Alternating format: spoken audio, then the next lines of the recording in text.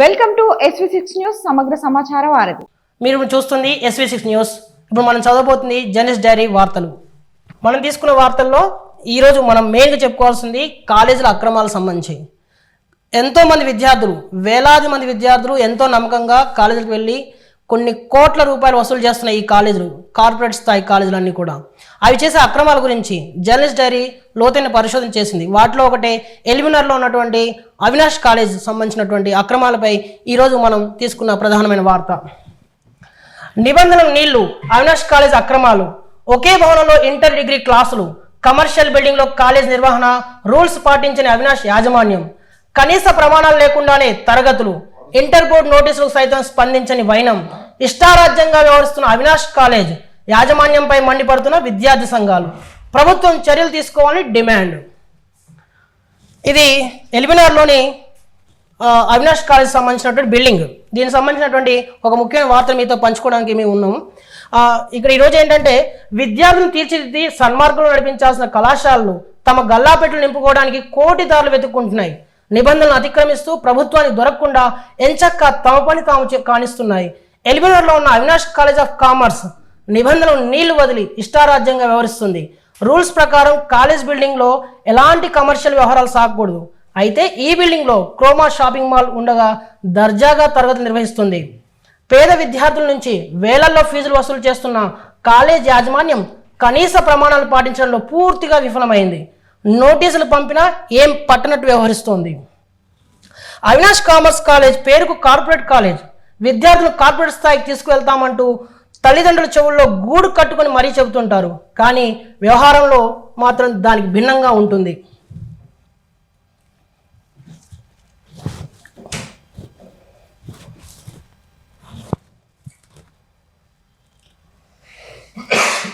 ప్రమాణాలు పాటించకుండానే కళాశాల నిర్వహిస్తూ కాసుల కక్కుర్తిని బయట పెట్టుకుంటున్నారు. ఫైర్ సేఫ్టీ విషయంలో కానీ, ఎమర్జెన్సీ మెట్లు కానీ, వెంటిలేషన్ అనేది కూడా సరిగ్గా లేకుండానే కాలేజ్ నడిపేస్తున్నారు.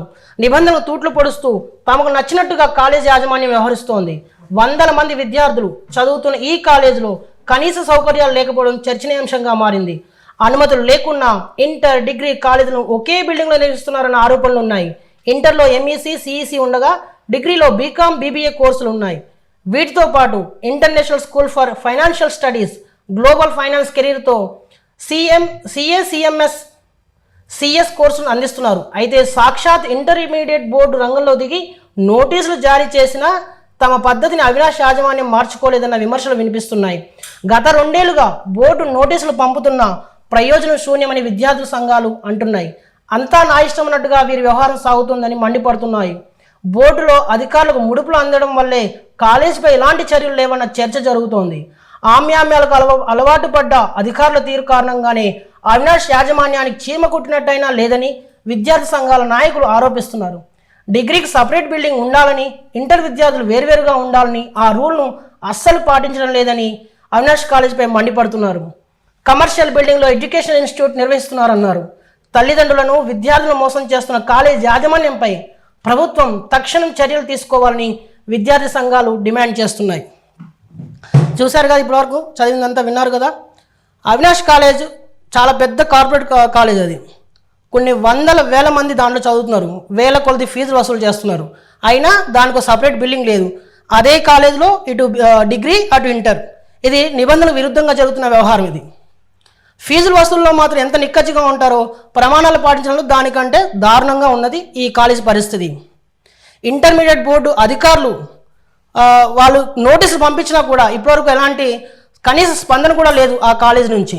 గత 23-24 సంవత్సరం, 24-25 సంవత్సరం 2 వరుస ఏడాదులుగా ఇంటర్మీడియట్ అధికారులు పంపిస్తూనే ఉన్నారు నోటీసులు. అయినా వీళ్ళ నుంచి ఎలాంటి ప్రతిస్పందన లేకపోవడంతో విద్యా సంఘాలు కూడా మండిపడుతున్నాయి.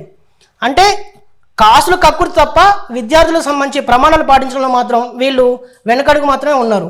వీరిపై ప్రభుత్వం ఏ చర్యలు తీసుకుంటుందో వేచి చూస్తాం. Thank you.